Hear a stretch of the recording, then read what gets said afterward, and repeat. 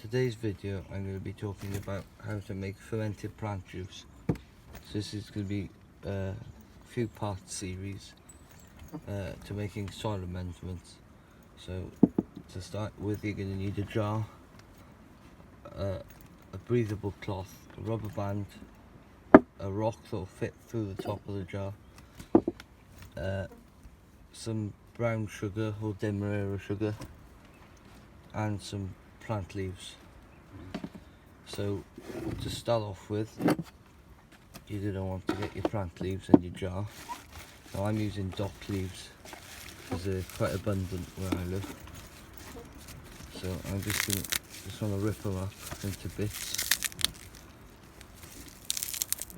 Like so, and then just push them into the jar. So it doesn't matter if they're like not complete, like tiny little bits, as long as you've got them into smaller bits than what they are. And then as you're doing that, you should be layering a bit of sugar in as well, just so there's like a balance of sugar to green leaves. So I'll put a bit more of this in, and you'll pack it down, because the fermentation process happens under a bit of pressure, and all that happens with the brown sugar is it draws the nutrients out of the leaves through a process called osmosis.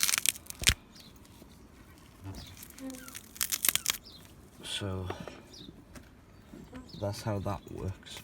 There's a bit of science involved in it. It's not just, you know, it's not crazy. It's proven to work. So you just want to pack your jar.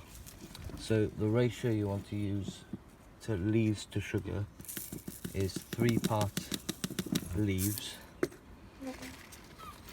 to 2 parts sugar. So in this case I've got 125 grams of leaves, so I've got 80 grams of sugar. So that's the ratio I've been using, getting quite good success with it. And then the last sort of layer has to be sugar. So you want a good covering of sugar over that, and then you want to just press it down a bit. Those brown leaves won't really work, it's got to be green leaves. Then you want to put your stone on top, that gives it a bit of pressure,